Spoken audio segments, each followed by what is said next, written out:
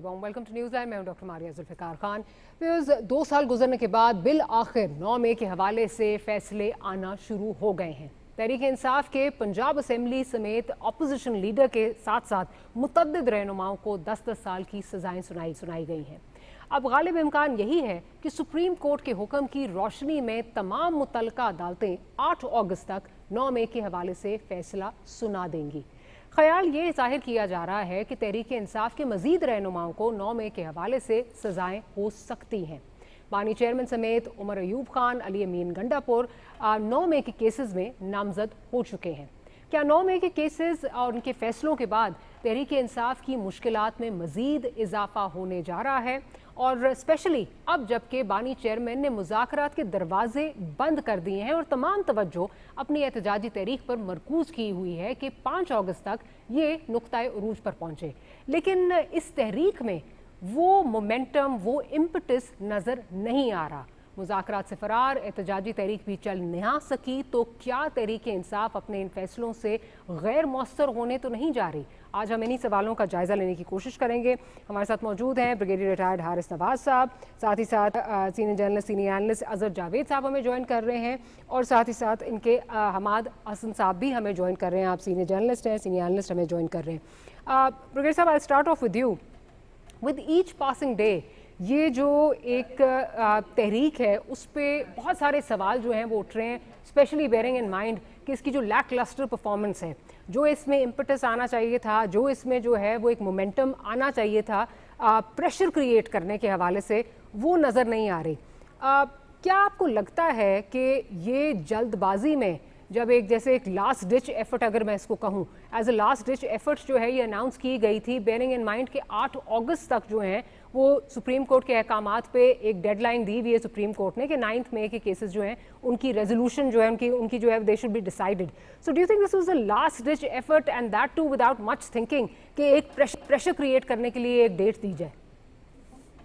देखिए, हमारी ये बात की है कि सुप्रीम कोर्ट ने कहा था कि 4 महीने के अंदर इन केसेस को फाइनलाइज करें, क्योंकि 2 साल हो गए हैं। The establishment and the military wanted कि इनके केसेस को जल्दी डिसाइड किया जाए, ताकि to act as a deterrent for आइंदा कोई कभी भी इस तरह के इंसिडेंट ना हो, जहाँ पर अपने इंस्टॉलेशन पर निशान हैदर की या दौरों के ऊपर या कोर कमांडर हाउस पे या GHQ पे जाके आप करें, और जो एक डिवाइड फौज अवाम को करनी कोशिश गई वो कभी ना हो सके। तो शुक्र है खुदा का कि फौज की पेशावराना इकोनॉमी की वजह से बहुत अच्छे तरीके से हैंडल किया और उसको दूर रखा गया।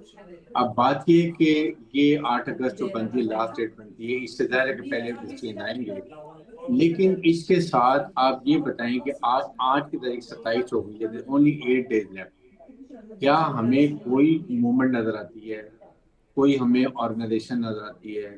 कोई आपको तहरीक में कोई जान नजर आती है? कोई ये नजर आ रहा हो कि आपने एटलीस्ट प्रोविंशियल लेवल पर काफी लोग इकट्ठे हो रहे हैं, प्लानिंग कर रहे हैं, और वो अपनी मूव की तैयारी करें, चले अपने अपने प्रोविंस में रहें, मूव आउट भी करें, वहां पर उनका क्या राय अमल है, क्या प्लानिंग है, वो भी हमें नहीं पता।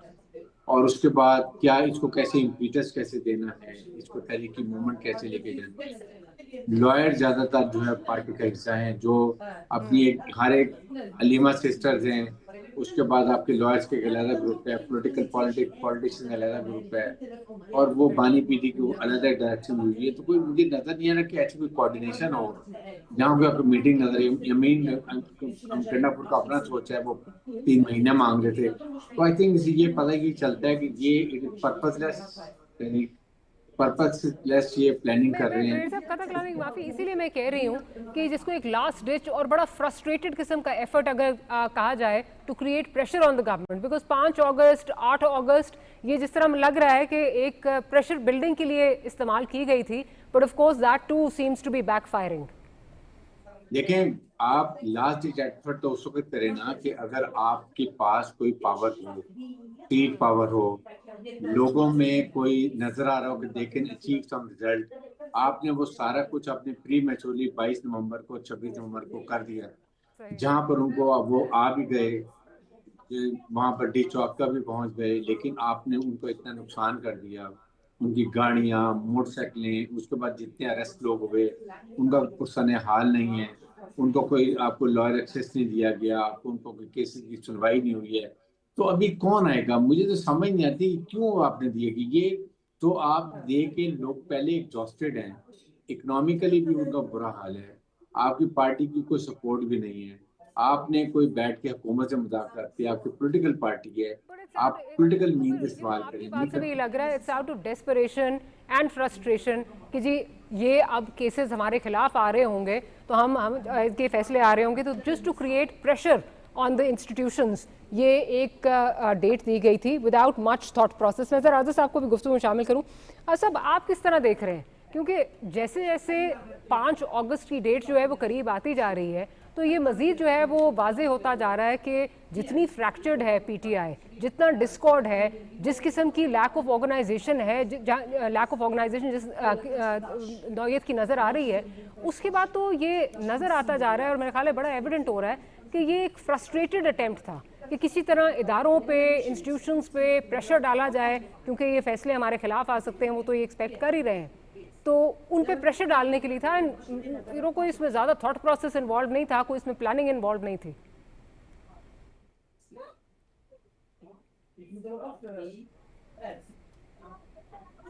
ये मुझे सवाल किया मारिया। जी अज़र साहब, जी अज़र साहब।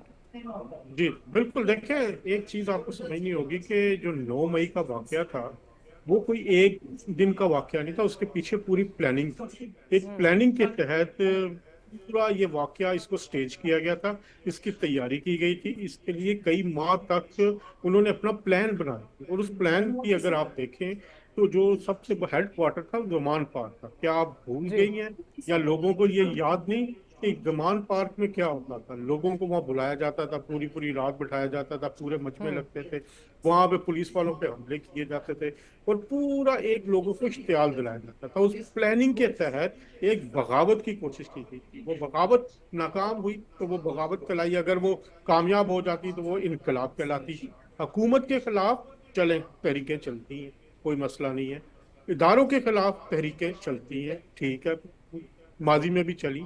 लेकिन ये कहाँ की तहरीक है कि आप उठ के टारगेट करें दिफाई इंस्टॉलेशन, आप टारगेट करें उठ के वहां जहां हमारी पाक फौज के जवान बैठे, आप टारगेट करें जिना हाउस को। चलो ये कहते हैं जिना हाउस नहीं है, लेकिन भाई कोर कमांडर हाउस तो था, आपको पता था कि वो कोर कमांडर की रेजिडेंस है। एक सैनिटी होती है, एक आप वो काम जो भारत करना चाहता है पाकिस्तान के खिलाफ, जिसकी उसने कोशिश भी की कि भारत ने क्या किया था, पिन पॉइंट करके पाकिस्तान एयर फोर्सेस के हेड ऑफिस जो बेस है उन पे हमला करने की कोशिश की। भारत ने क्या किया था, पाकिस्तान की जो दफाई चौकियां हैं एलओसी पे और दूसरी जगह पे उन पे हमला करने की कोशिश की, क्योंकि उनके पास पूरा प्लान था। यही काम तहरीक इंसाफ की तरफ से यही काम किया गया पाक फौज के खिलाफ। पाक फौज, आप इल्जामात हो सकते हैं जी सियासत में वो मुलव्वस है, सियासत में सारी जमातें ये कहती हैं, लेकिन बात यह है कि क्या कभी किसी ने माजी में इस तरह पाक फौज के इदारे को निशाना बनाया? आप चंद लोगों की बात कर सकते हैं आप, लेकिन उठ के आप शहीदों का मजाक उड़ाते हैं, शहीदों की यादगारें आप उखाड़ते हैं। ठीक है, आप किसने हक दिया कि बतौर पाकिस्तानी अगर मैं ठीक अपने है। मुल्क के खिलाफ या मैं अपने इदारे के खिलाफ या मैं अपने शहीदों के खिलाफ कोई दाम उठाता हूँ तो मुझे पाकिस्तानी कहने का या कहलाए जाने का हक हासिल नहीं है। ठीक है। एक हर कौम की, हर मुल्क की एक रेड लाइन होती है, रेड लाइन होती है, और उस रेड लाइन को क्रॉस किया गया। अब ये जो फैसले आ रहे हैं, ये फैसले कानून के तहत आ रहे हैं, उनकी पूरी सुनवाई हो, तमाम एविडेंस पेश किए जा रहे हैं। क्या आपको नहीं पता कि यास्मीन राशिद साहिबा खुली गाड़ी की जीप के ऊपर सवार थी और लिबर्टी मार्केट से उन्होंने सैकड़ों लोगों को लीड किया? क्या आपको नहीं पता? आपने नहीं भी विजुअल देखे कि वो जो बिल्कुल दो सही कवाती है, बिल्कुल ठीक। वो पूरा बेसिकली लीड कर लेकिन रहे थे। हाँ सही, तो उनको ये एक्सपेक्टेशंस थी कि जी हमारे खिलाफ जो है ये फैसले आ सकते हैं, द एग्जाम्पल एविडेंस उसकी बुनियाद पर जो है ये हमारे खिलाफ फैसले आएंगे, तो this was just to create pressure. Hasan sahab, Hammad साहब मैं आपकी तरफ आती हूँ। हमाद साहब, ये मुझे बताइए कि जो इस वक्त नज़र आ रहा है, मतलब आज अगर हम देखें 27 तारीख हो गई है, कोई जिस तरह अभी ब्रिगेडियर साहब भी बात कर रहे थे, इक्की दुखी रैलीज हो गई, कोई मतलब मीटिंग्स जो हैं किसी ने अपने घर में रख ली, छोटे मोटे जलसियां अगर आप उनसे कह लें वो भी हो रही हैं, लेकिन वो जो एक मोमेंटम होता है, एक इम्पटस होता है इतनी बड़ी मूवमेंट को लेके जो पूरे मुल्क में चलनी है, वो कहीं नज़र नहीं आ रहा। फिर पीटीआई जिस तरह फ्रैक्चर्ड है, अंदर से इतनी डिविजन्स हैं, तो वो नज़र नहीं आ रहा कि जो इस तहरीक के मकासद थे माजी की तहरीकों की तरह, ये भी उसी तरह जो है it will fall flat on its face. सवाल यहाँ पे ये है कि क्या आप नहीं समझते कि अगर ये इन्होंने मुज़ाकरात भी बंद कर दिए हैं, ये तहरीक भी जो है वो फेल हो जाती है, तो पीटीआई आहिस्ता आहिस्ता आने वाले दिनों में मज़ीद जो है वो इररेलेवेंट होती जाएगी और दूसरी साइड जो है, चाहे वो हुकूमत हैं चाहे इदारे हैं, वो ज़्यादा स्ट्रेंथन होंगे। देखिए डॉक्टर मारिया, जो जो ज़मीनी हकाइक हैं मैं उन्हीं पर बात करता हूँ खैबर पख्तूनख्वा के हवाले से। आज तिरा में एक वाकया हुआ है और उसमें काफ़ी लोगों की शहादत भी हुई है, तो एक बहुत बड़ी टेंशन है खैबर एजेंसी में।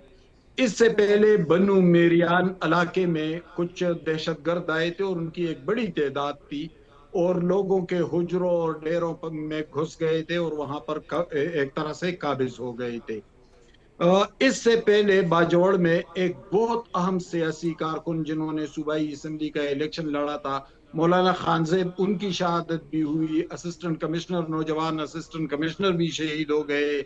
मिली पासून जो वहां पर मुख्तलिफ एक दहशतगर्दी के खिलाफ एक तहरीक है, खुसूसन कबाइली इस्लाम है, तो वो लोग भी इस पर काफी जुलूस निकाल रहे हैं, रेजिस्टेंस कर रहे हैं, एहतजाज कर रहे हैं, प्रोटेस्ट कर रहे हैं। तो जिस सूबे में ये सूरत हाल है और उस सूबे में लोगों से आप कहें कि आप निकले खान को रहा करवाना है, तो क्या ये अकल की सियासत है? ये दानाई और दानिश की सियासत है? वो सूबा जिसका तकरीबन 50% हिस्सा मुकम्मल तौर पर हुकूमती रेट खो चुका है, जहां पर थानों को ताले लगाए जाते हैं, जहां पर लोगों को मारा जाता है, दहशतगर्दों का राज है वहां पर, और वहां पर आप लोगों से कहते हैं कि निकले खान को रहा करना है। वो सूबा जो बदतरीन करप्शन की लपेट में है, जहां पर 40 अरब का कोहिस्तान स्कैंडल आता है, जहां पर प्लेसर गोल्ड का स्कैंडल आता है, जहां पर CNW के अरबों के स्कैंडल आते हैं, जहां पर सियासी क़यादत जो इस वक्त हुकूमत में है उसका एक बड़ा हिस्सा करप्शन में लथपथ है, वहां लोगों से आप कहते हैं कि निकले खान को रहा करवाना है। वो सूबा जो बदतरीन गवर्नेंस, इस वक्त तारीख की बदतरीन गवर्नेंस, बैड गवर्नेंस उस सूबे में है, जहां पर थानों को ताले लगाए जाते हैं, जहां पर कदम कदम पर आइस और हीरोइन बेचे जाते हैं, जहां पर क्रिमिनल्स का राज है, वहां पर आप लोगों से कहते हैं कि निकलो खान को रहा करवाना है। जहां के सियासी कारकुनों वही बात है, वो मोमेंटम जो है वो नहीं बन सकेगा अपने सूबे के जब हालात ये हैं, क्योंकि सारा इन्हिसार जो किला है वो तो खैबर पख्तूनख्वा ही है। वहां से अगर जो है वो लोग नहीं निकलेंगे तो इसमें कहां से जो है वो जान कहां से आएगी। आपका पॉइंट आ गया हमाद साहब। मैं सर ब्रिगेड साहब की तरफ जाती हूँ। ब्रिगेड साहब, मुज़ाकरात आपने ख़त्म कर दिए, इतनी सख्त किस्म की जो है वो 2 दिन पहले ट्वीट आई जिसमें आपने नाम लेके जो है वो अशखास को जो है वो मलाइन किया। कोई और मुल्क होता तो वहाँ पे एक बहुत सख्त किस्म का रद्द अमल आता, जहाँ डेफेमेशन के लॉज एक्चुअली जिनकी जो है वो इम्प्लीमेंटेशन होती, बहुत सख्त किस्म का रद्द अमल आ सकता था। इदारों को आप मलाइन कर रहे हैं, समझ नहीं आ रही कि खान साहब जो है वो किस चीज़ का उनको ओवर कॉन्फिडेंस है, बिकॉज जिस चीज़ पे सारा इन्हिसार है, ये जो तहरीक है, ये तो अब हम ऑलरेडी डिस्कस कर चुके हैं, I am not going to go into it again. वो तो कोई इसने परफॉर्म तो करती नज़र नहीं आ रही, it won't be able to achieve its desired results. सवाल मेरा यहाँ पे ये कि इमरान खान साहब को ये मशवरे दे कौन रहा है, ये कौन उनको जो है वो इस तरह की जो है वो चीज़ें बता रहा है, ग्राउंड रियलिटीज़ के बिल्कुल जो है वो बरक्स, कौन उनको ये चीज़ें फीड कर रहा है जिसपे ये इस तरह के डिसीजंस वो ले रहे हैं, या फिर you think he self sufficient, वो खुद कफील है इन चीज़ों में?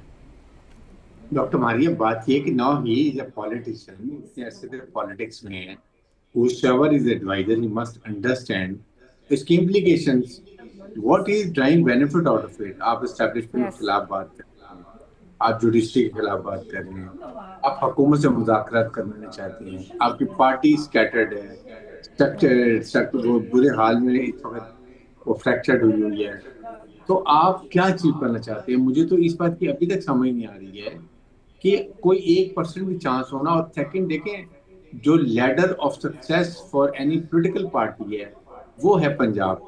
आपका सारे स्ट्रेंथ पूरे आधी स्ट्रेंथ या पूरे पाकिस्तान की वो है पंजाब। पंजाब में जीरो प्रोग्रेस है।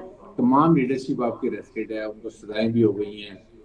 दे are not going to do anything. अभी जब मीटिंग होती है तो अली अपना को चीफ ऑर्गेनाइजर बनाए हैं।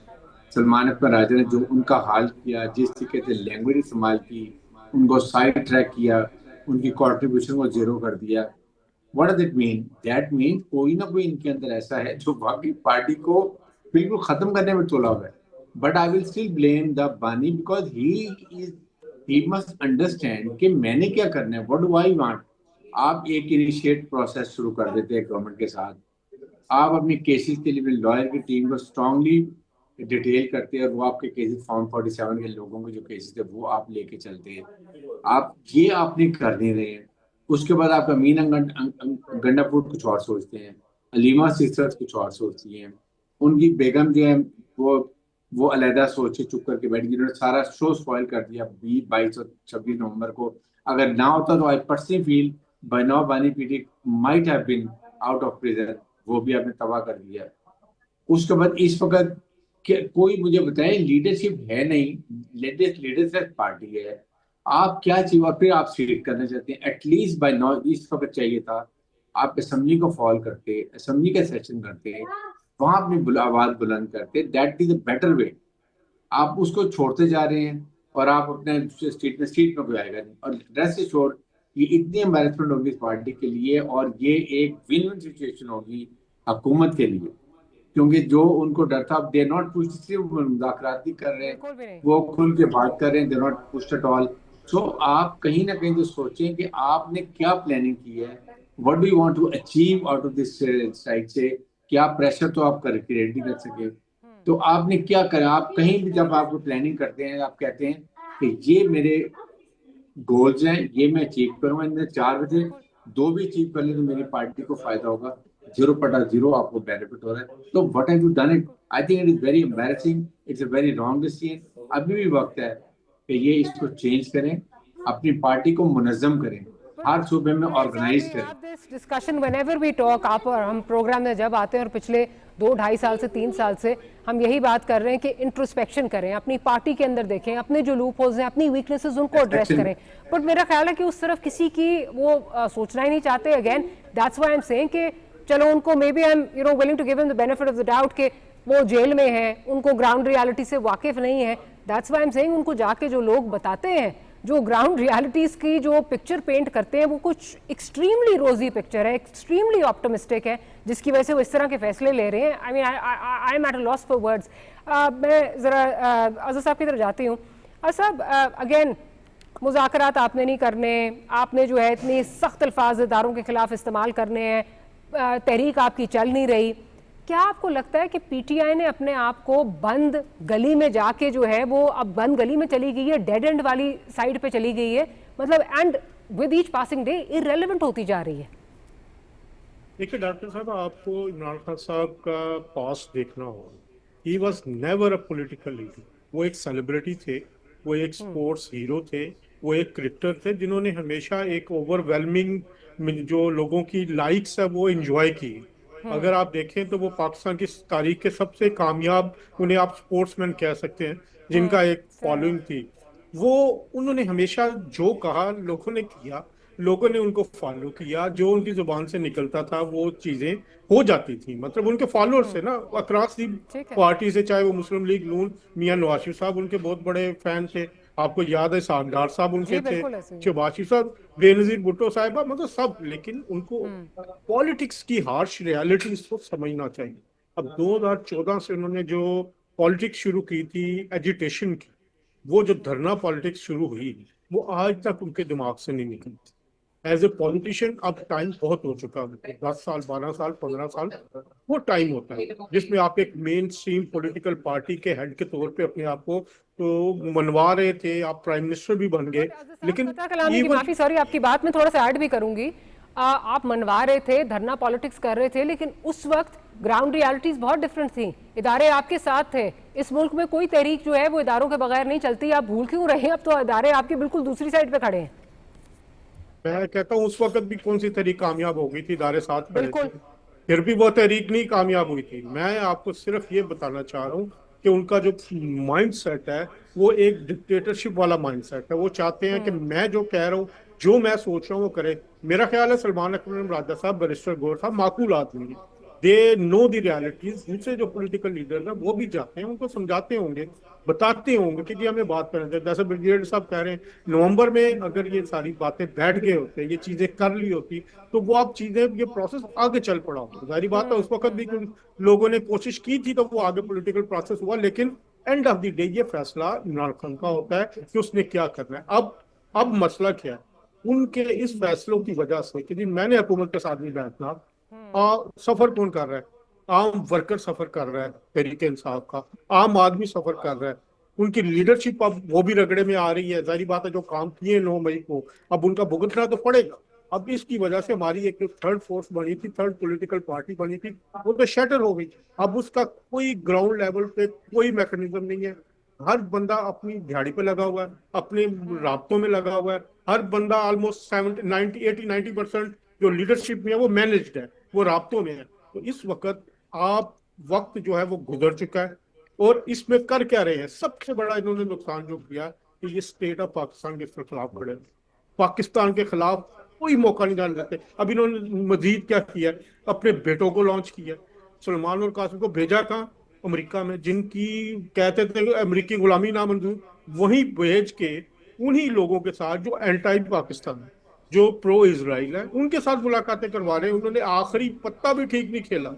कम से कम आखिरी जो 2 पत्ते उनके बेटे थे उनको जो तरीके से वो लॉन्च कर लेते कोई पॉलिटिकल मूवमेंट बनाने के लिए, कुछ करने के लिए, वो पता भी जाया होगा। तो ये इनकी लेकिन वहां पे भी तो पॉलिटिकल जो है वो इमेच्योरिटी। कोई रिसेप्शन जो है वो कोई कासिम और सुलेमान को बहुत कोई वार्म रिसेप्शन नहीं मिली सिवाय बरकी साहब के। यही तो मैं कह रहा हूँ, मैं तो कह रहा कोई हूँ, मैं कुछ हुआ ही यही नहीं कह वहां रहा हूँ पे। कि वो पता भी जाया हो गया उन लोगों ने। बात ये है कि वहां जाके भी वही 6 सेनेटर से मिले, जिन सेनेटर्स को ऑलरेडी लॉबिंग फर्म्स के लिए उन्होंने सही। सारा पहले भी किया, जो ट्रंप के आने से पहले था। तो ये पॉलिटिकल इमेच्योरिटी है। हर बंदा अपनी गेम पे खेल रहा है, हर बंदा। और उस चक्कर में मेरी एक बात याद रखें, पॉलिटिकल पार्टी ऐसे नहीं चलती। इन्होंने पॉलिटिकल पार्टी को डंप कर दिया।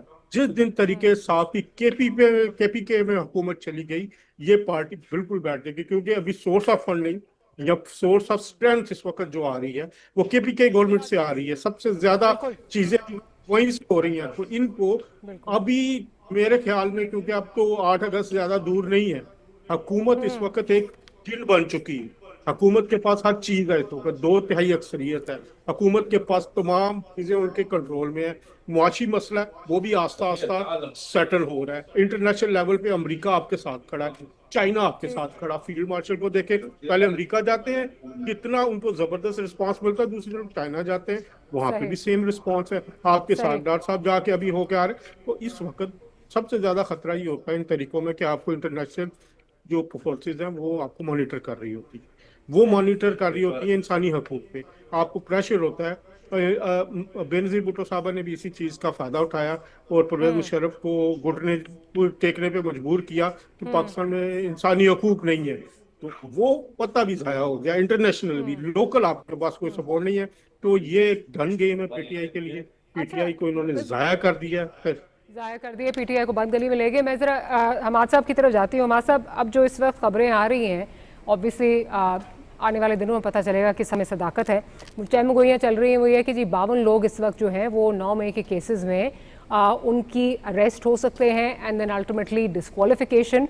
तो पीटीआई में मजीद जो है वो टूट फूट होने जा रही है। इसकी तरफ अभी बात कर रहे थे, इशारा कर रहे थे अजहर जावेद साहब कि इस वक्त किला जो है वो खैबर पख्तूनख्वा, वहाँ पे भी जो है वो किला डगमगाने लगेगा। अगर ये 52 लोगों की जो लिस्ट है, बहुत सारे लोग वहाँ से भी अगर जाएंगे तो किला वहाँ से भी डगमगाने लगेगा। क्या आपको लगता है कि पीटीआई के लिए मजीद जो है वो मुश्किलात बढ़ने जा रही हैं आने वाले दिनों में?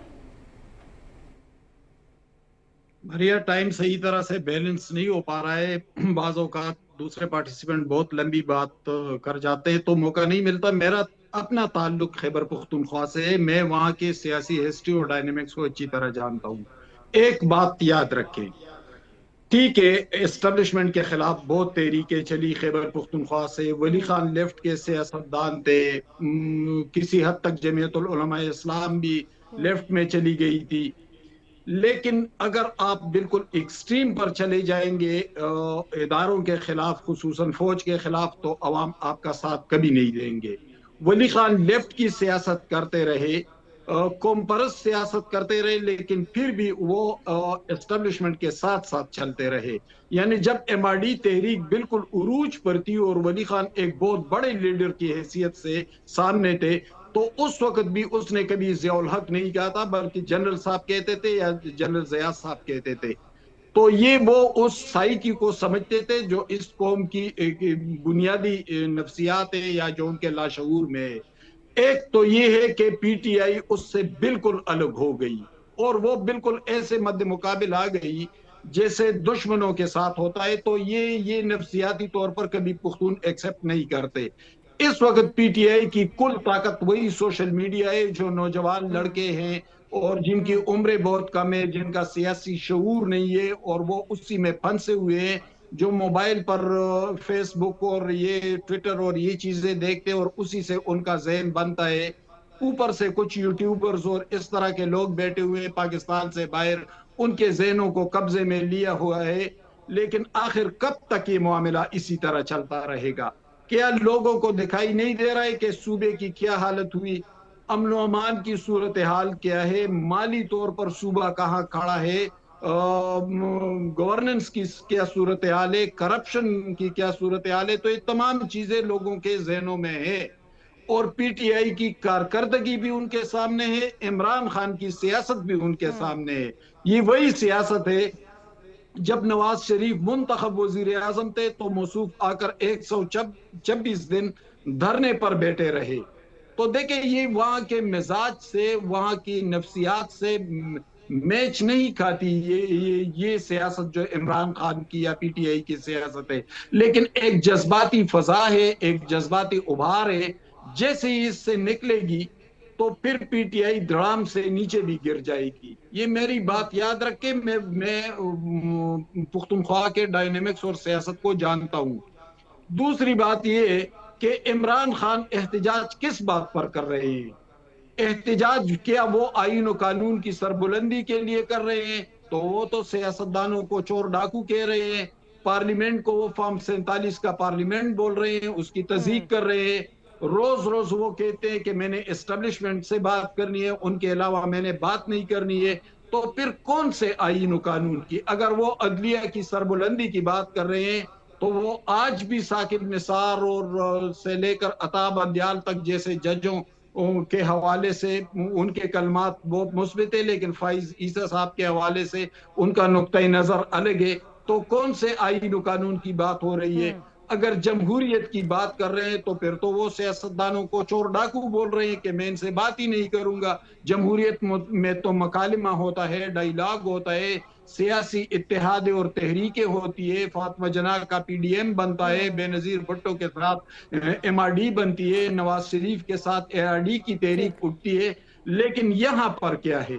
किस चीज के लिए, आखिर किस बात पर? अगर जज्बाती फजा एक साइड पर की जाए और गैर जानिबदार होकर, गैर जज्बाती होकर हम सोचे तो फिर क्या है? उनका बयानिया क्या है? अभी तक तो वो कोई सियासी बयानिया ही तख्लीक नहीं कर पाए। उनका बयानिया अगर ये कि जहां मुझे सूट करता है वहां मैं चोर डाकुओं के साथ बैठ जाऊं, जहां मुझे सूट करता है मैं एस्टैब्लिशमेंट के साथ बैठ जाऊं, जहां नहीं है वहां मैं इनको चोर डाकू कहूं, एस्टैब्लिशमेंट को भी जो है मैं सख्त अल्फाज उनके लिए इस्तेमाल करूं। उनका बयानिया ये है। बिल्कुल उनका यही बयानिया है। यानी वो उनको साकिब निसार वारा खाता है, लेकिन उन्हें फाइज ईसा साहब वारा नहीं खाते। उन्हें अता बंदियाल वारा खाता है, लेकिन उन्हें जस्टिस से आया अफरीदी साहब जैसे इंतहाई काबिल एहतराम जज वारा नहीं खाते।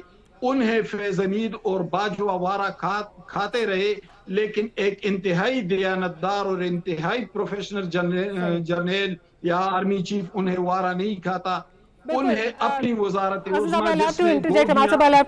एक छोटी सी ब्रेक का मुझे कहा जा रहे हैं। बिल्कुल अपने मफादात सिर्फ नजर आते हैं, प्रिंसिपल्स तो फ्लूइड हैं, कुछ भी हो सकता है। On that note will take a short break, will be right back.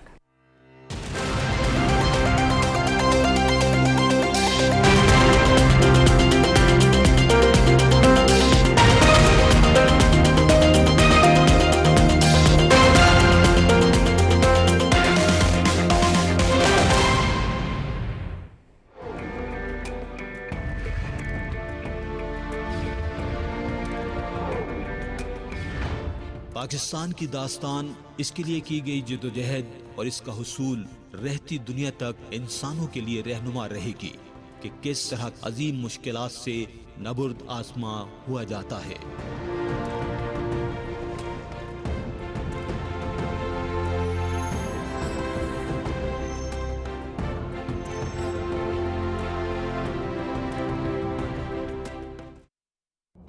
दुश्मन हमला करने के लिए तैयार है। इस वक्त सबकी हिफाजत करना मेरी अव्वलीन तरजीह है। उरुज और खिज़र की मौत इलियास के हाथों होगी। अगर उन्होंने शहबाज को हवाले ना किया तो फिर जंग शुरू हो जाएगी। मार दो इन सबको। अगर मेरे भाई को किसी किस्म का नुकसान पहुंचा तो किले को उनके सर पे ढा दूंगा। मैं सुल्तानत का बादशाह हूँ। तो फिर मैं उस्मानियों से इत्तेहाद खत्म करता हूँ। शहबाज के फरार होते ही शासनम भी भागने की तैयारी कर रही है। हम उस गद्दार को जल्द पकड़ लेंगे। खत्म कर दो इन सबको सांसर।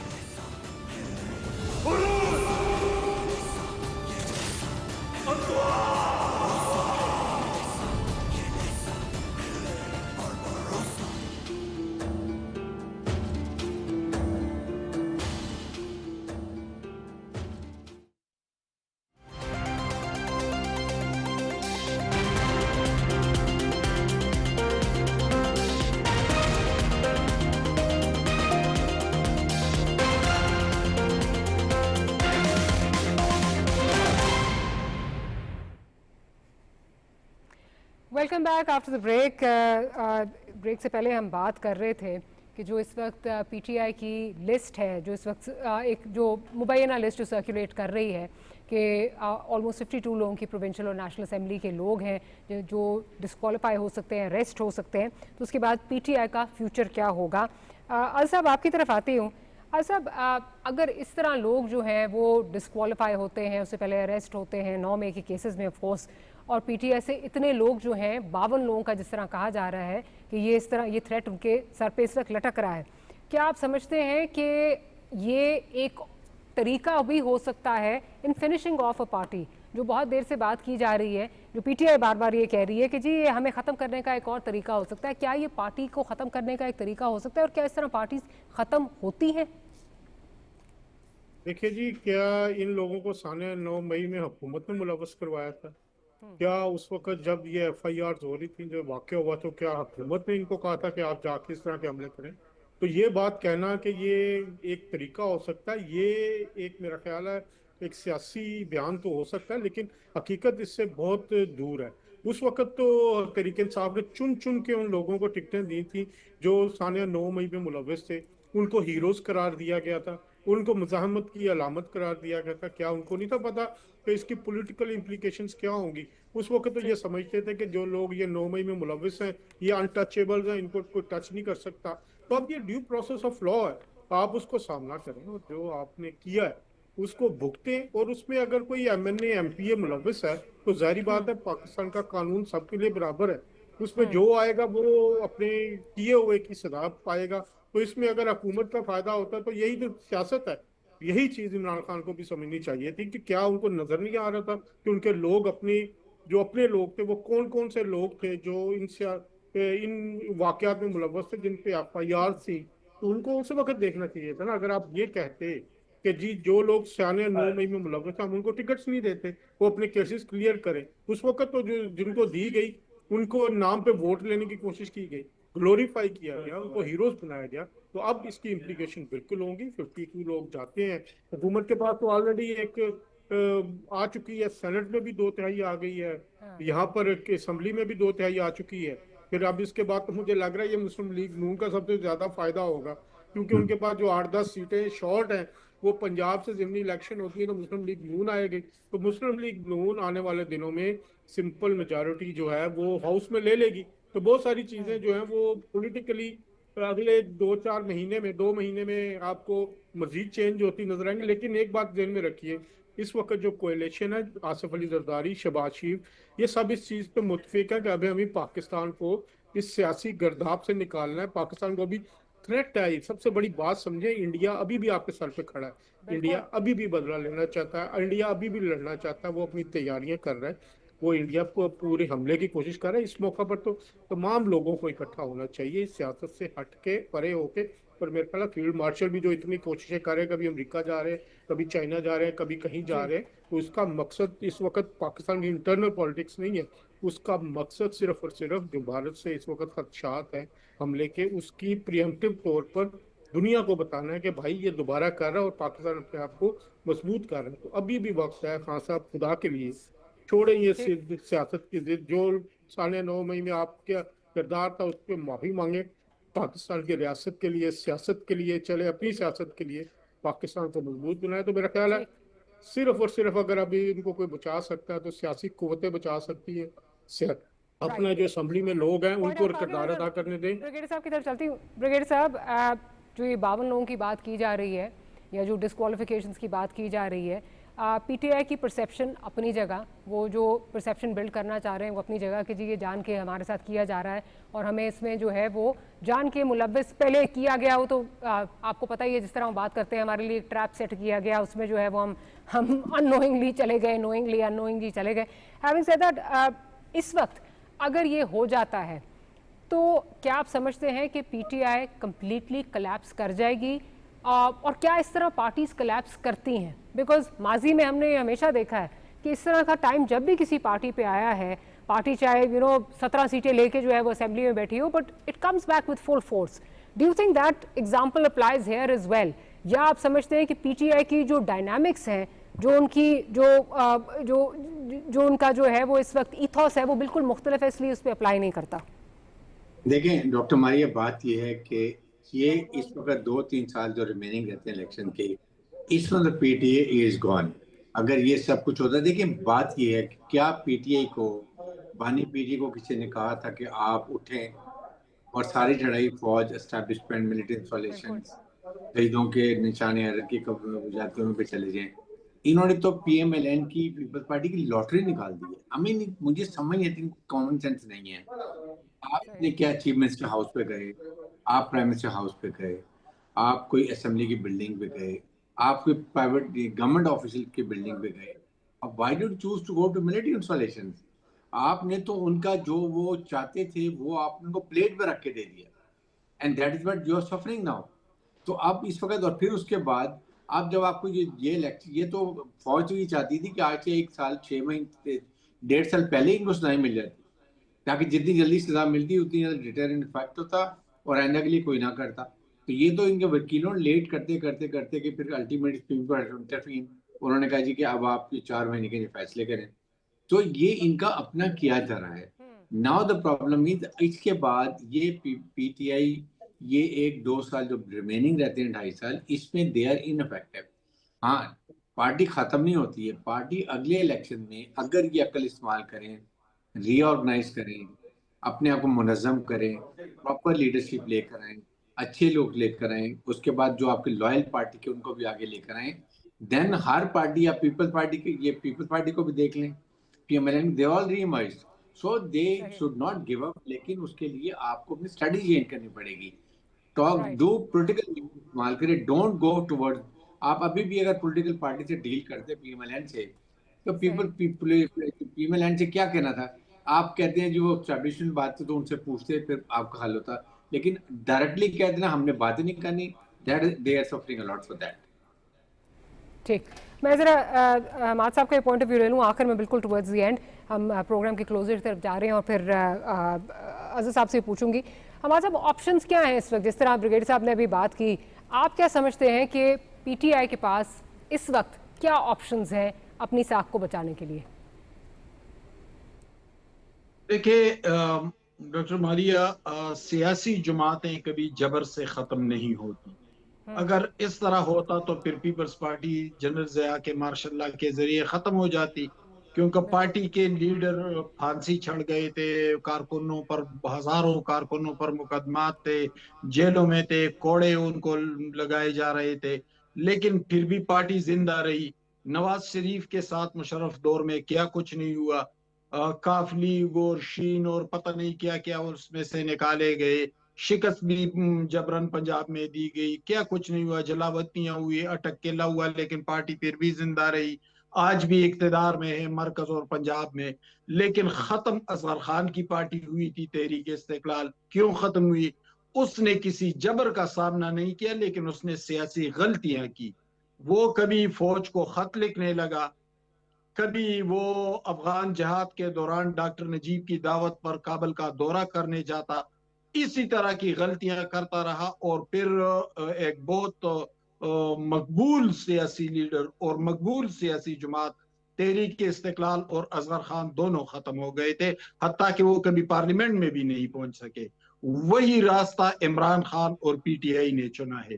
कभी वो 9 मई करते हैं, कभी वो IMF को खतूत लिखते हैं, कभी वो मुल्क को श्रीलंका बनाने की बात करते हैं, कभी वो एक गोल लेकर मरकज और इस्लामाबाद पर हमला क्विकली आवर बता दें, होते आप हैं। क्या समझते हैं ऑप्शंस क्या हैं? क्विकली बता दें, फिर माजिद साहब का भी इस पॉइंट लेना चाहती हूँ।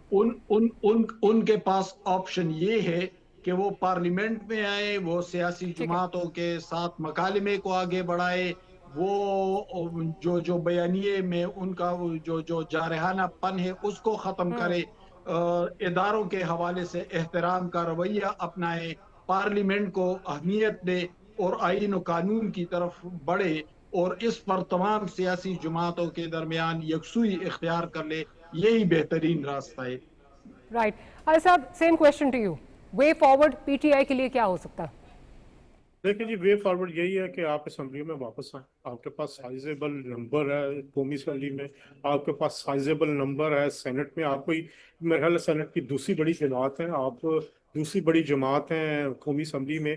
एक जमहूरी तरीके से आप बात करें, गवर्नमेंट के साथ डायलॉग का आगाज करें, सर्टन इश्यूज पर सर्टन नंबर ऑफ पॉइंट्स पे बैठ जाएं, बैठ के आप अगले इलेक्शन की तैयारी करें। 2 साल बाद 3 साल बाद जो इलेक्शन आ रहा है, और ये मैं ना मानू वाली जो एक सियासत है उसको खत्म करें और कानून का सामना करें। देखिए, पहली जो मुस्लिम लीग नून खत्म ना हो सकी, पीपल्स पार्टी खत्म ना हो सकी, क्योंकि उनके जो लीडर्स थे उन्होंने जमहूरी सोच का सामना किया। नवाज शरीफ साहब को मुश्किल वक्त आया, वो चुप करके बैठे हैं, पीछे से उन्होंने अपनी सियासत की, वो दोबारा इमर्ज हुए। उसके बाद बेनजीर भुट्टो शहीद थी, उनके साथ भी यही सेम चीज थी, वो चुप करके बैठी, जब वक्त आया दोबारा सियासत में आई। आसफ अली जरदारी साहब ने भी मुफाहमत का रास्ता अपनाया, उन्होंने बात की इदारों से। कथा कलामी की माफी, इन सब जो सारे अभी आपने नाम लिए हैं, जो सारे लोगों के आपने बात की है, पार्टीज की बात की है, इनका ये जरूर था कि अगर जो टॉप टियर है अगर वो मंजर आम पे नहीं है, जेल में है, तो सेकंड टियर लीड करने के लिए वहाँ मौजूद थी।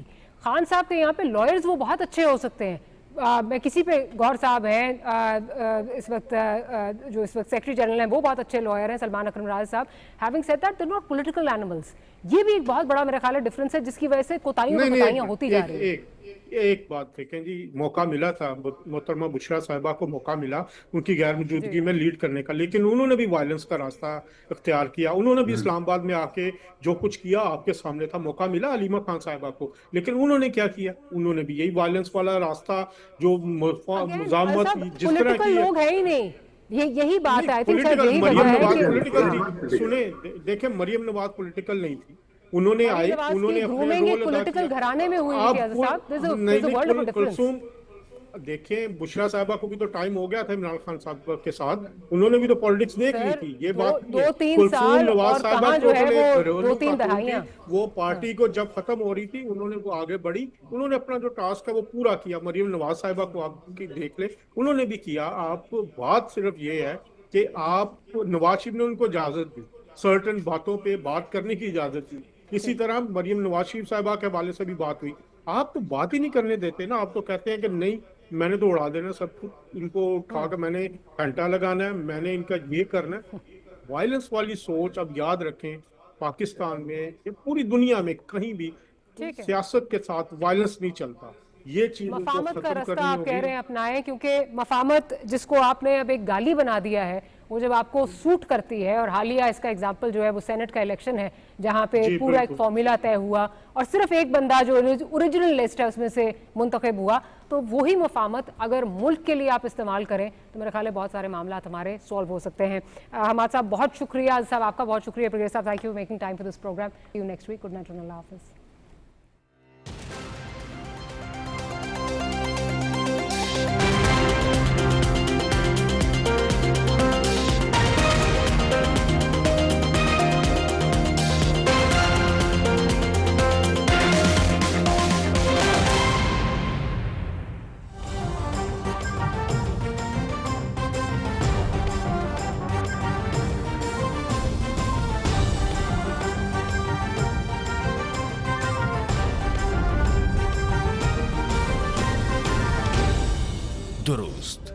हर वक्त बर वक्त।